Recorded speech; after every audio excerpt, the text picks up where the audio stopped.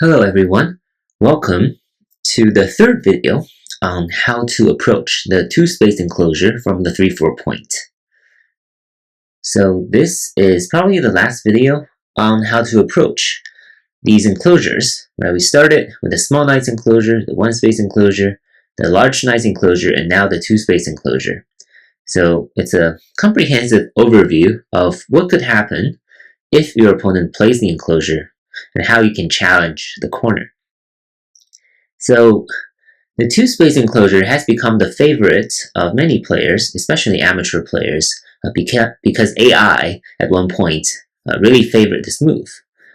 If you only watched the first video about the two-space enclosure, you might believe that this is really the best because, as we said, white cannot just come in and play any attachment, right? This is simply not going to work.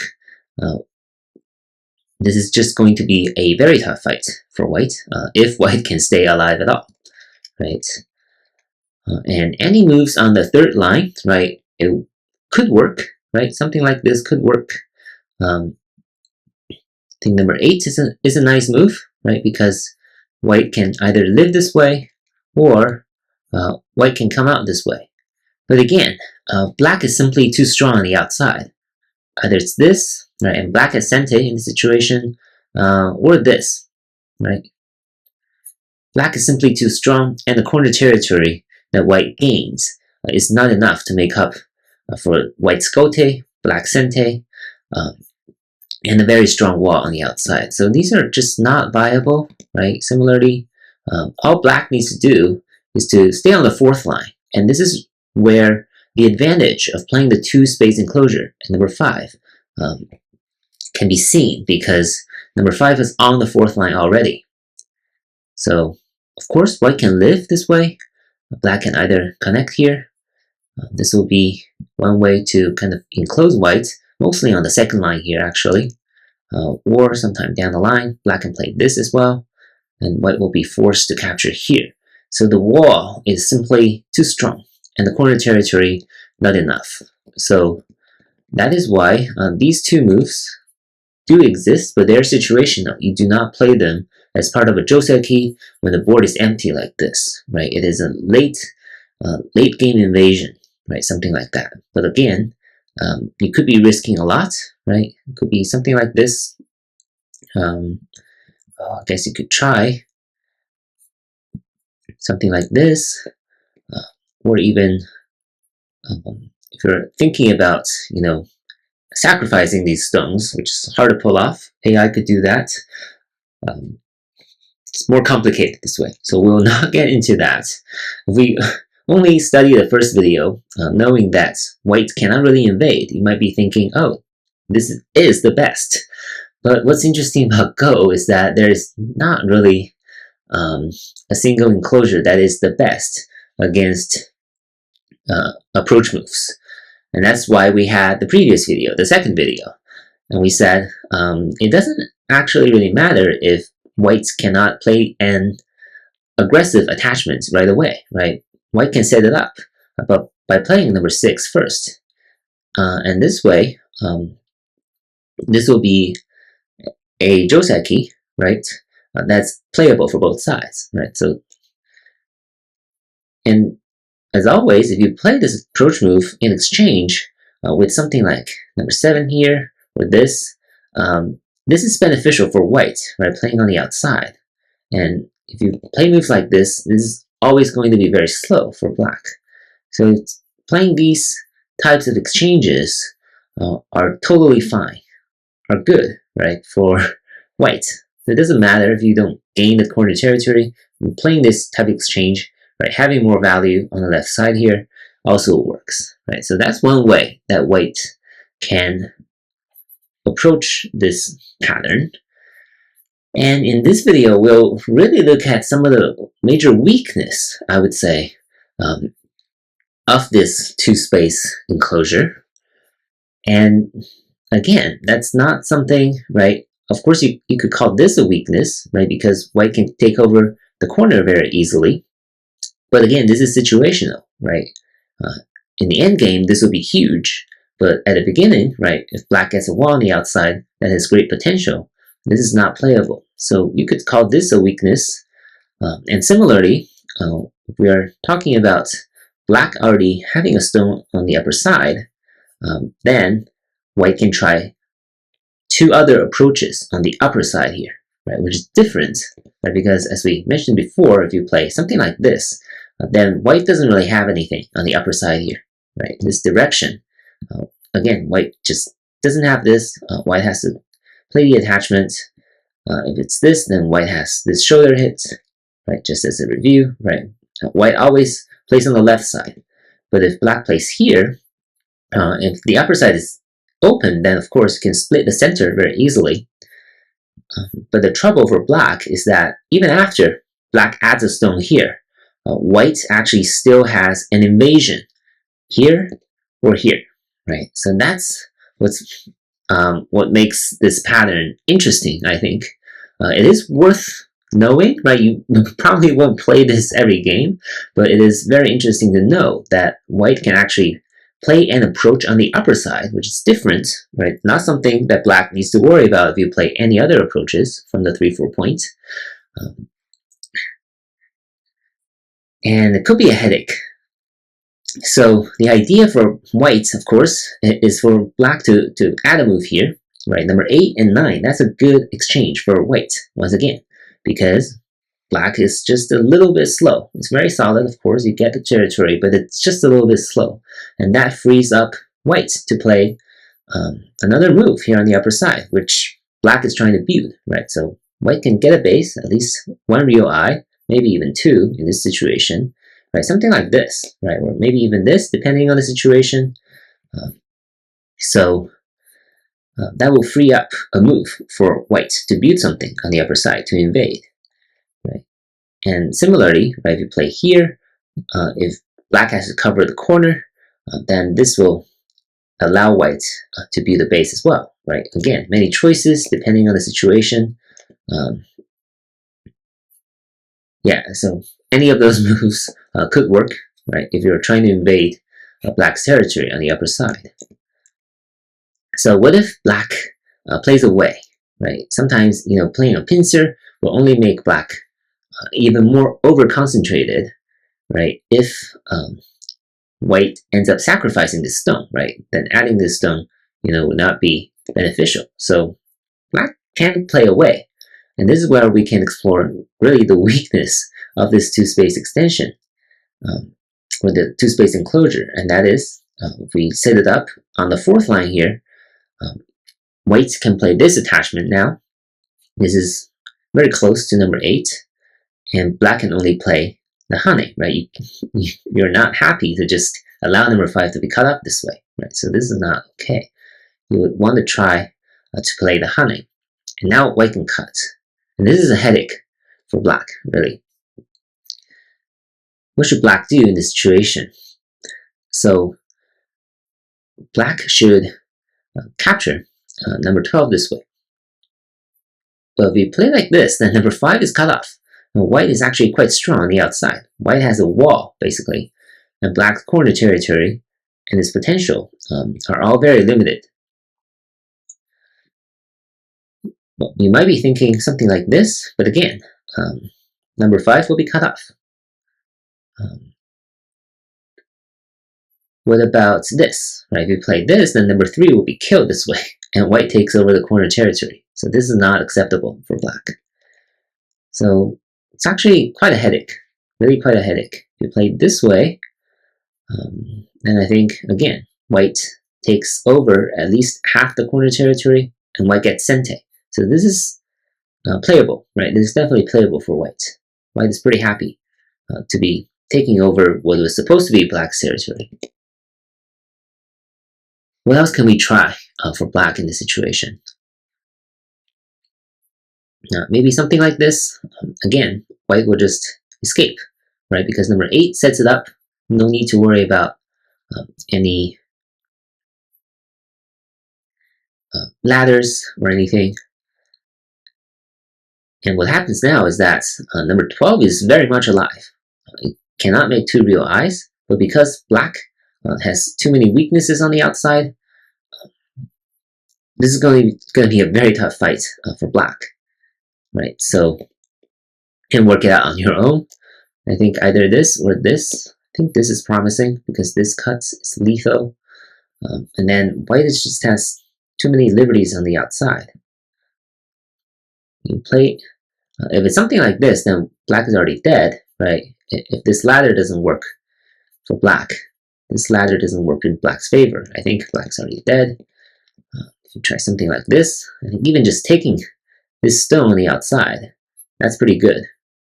That's already pretty good for white, right? So this is how white can invade the upper side, very easily. So black would not want to risk playing this variation with number 13. Right, so in this situation, I think the best black can do is simply to capture number 12. What about white standing down here? Well, this way, black can probably just go back to this situation, which we just saw with 13 and 14, this extra exchange. So again, this is pretty good, right, for white. And once again, white takes over the territory. And that is number 8, right? So now you see why this move could be a headache. If black answers, it's a slow move. If black doesn't answer, then white has this attachment and cut. And number 5 is not of much help, right, when it comes to the corner fight. And number 5 is just a little bit too far, and it risks, getting cut off, right? If it's cut off like this, then number 5 is a wasted move, right? That's why this is totally playable and preferable for white. And as you can see, if you get to this situation, number 9, right, this pincer against number 8 is also a wasted move. It's very inefficient because you're not really attacking white's wall here. White's already doing really well, already very strong. So that's why you either take sente as black, just ignore it, knowing that white has this subsequent move, or you take care of the corner and force white to try to build a base on the upper side. Similarly, with number 8 here, black's choice is also very similar. You either add a move here or you play away. So what happens now is that white's follow-up move is number 10 at the 3-3 point, right? This is important to know, right? It's not here, right? It's not this attachment anymore. It's attaching here at the 3-3 point. So black has a few choices. If black plays here, then this is the equivalent of the star point Joseki, which I actually maybe haven't introduced here on this channel, which I should, right? So that'll be the equivalent of, let's see, right? You start with the star points, and then white comes into the corner like this, right? So this could be a Joseki, and of course this could also be a Joseki. But in this situation that we just saw,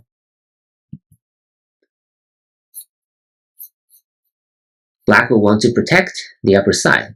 Black will want to build on the upper side, so it doesn't want white to come out and connect with number 8 like this, right? Then number 7, it's not a great move because you're trying to build on the upper side. So you cut off number 8 this way, and white lives on the corner. So this is totally playable for white, right? Again, you take over the corner territory, and if you look at number 5, it's not really helping black with guarding the corner, right? So that's a weakness after the setup at number 8.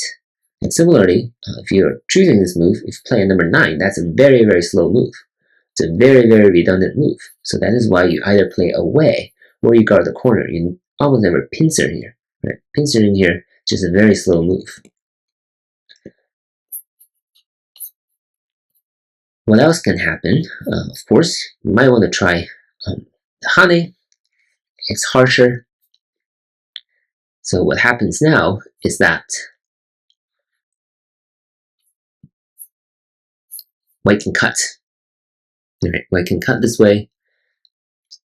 So if that cuts off number 5 this way, right? Number 8, it's at a different spot, but this connection is not as secure. Black can always break out and cut off number 8 sometime down the line, maybe not immediately, right? So that's a weakness in white's shape. So white cannot be fully satisfied, but white, again, can try to take over the corner as long as this ladder, right? This ladder has to favor white. In this situation, it does. So you do need to calculate the ladder again if you're white playing this variation. It'll be something like this, right? Again, we'll just go back to a very similar variation that we just saw. Number 8's spot is one space on the third line. Yeah. So again, white gets sente, and it's playable for white because it takes over the territory. And what else can black try in this situation? And this will be very similar too, right? Black gets enclosed, and number 10 is actually very hard to deal with. There are just all kinds of aji, we would say, on the outside. Or if this ladder works in white's favor, then white can also stand down here. Right? If it's something like this, then white connects with number 8, and the upper side's territory is gone for black, right? And black cannot. Can black really play that? Right? If it's something like this, then of course black can take over the corner like this, but white will be able to capture number 15, right? So this is a very good shape for white, I think. What about something like this? Then I think white can try, this also works, right? Because white has a base, has a real eye on the corner, and probably another real eye here, right? So either of these should work for white. Of course, living here on the corner like this, that's simply too small, right? So again, making sure this ladder works in white's favor is important to calculate, right, when you play number 8. Right? Otherwise, you can play here on the 4th line, right, which doesn't have the problem with this ladder. So these are the choices white has. Number 10, what else can black play? Black can also play the honey on the 2nd line here. So I think white can just extend and play the honey here. And play something like this, right? Disputing on the left side here. And most likely white will get sente in this situation. And number 8 is still very much alive. There's this push and cut sometime down the line. White is alive, so no need to worry about the corner for now. And this is definitely playable for white because it takes over the corner territory and gets sente. And number 8 is right. It's not directly against the wall. It's still very much alive. There's this push sometime down the line against black. So this is definitely playable as well. So I think number 11 is not to be afraid of. The only complicated pattern is this, probably, right? White can cut. It gets a little complicated. So if you want to avoid all that, you can stand down here first, and then make this cut. What about black playing here? Playing here, that means the corner is alive, and white gets sente, right? So that's important. It's not like this, where white owes a move on the inside, and black gets sente. So I think there are differences. So if you're black in this situation, what should you do, right? This is not, right? This allows white to connect out. So if that's the case, if you're black in the situation, then maybe this or this. If you really want to cut off number 8. So I think that's black's choices in this situation. Again, quite complicated. I don't think I covered all the variations, but if you want to find out for yourself, you can play around with this move. But I think these are just major hints on what could happen if the setup is on the third line with 3-3 point at number 10. If the setup is on the fourth line, then it is this attachment and the crosscut at number 12.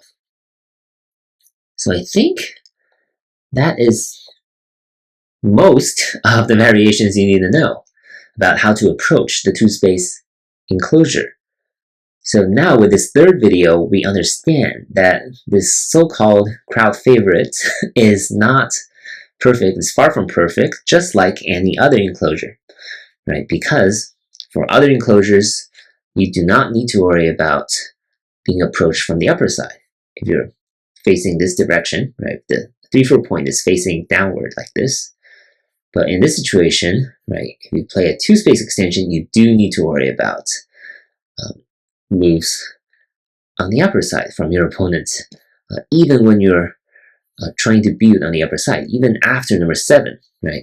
Normally we think it's, right, if you play here, then of course you're going to get pincered and it's going to be a lot of trouble. But no, because number 5 is just a little bit too far from the corner, white has these moves or these moves, right? So this is where we can end. And in the next video, I'll do a recap of all these enclosures, and we'll see, which ones we like better, what are your strategies, what are the similarities and differences, so you can better strategize on which enclosure to play and how to approach your opponent's enclosures when they play them.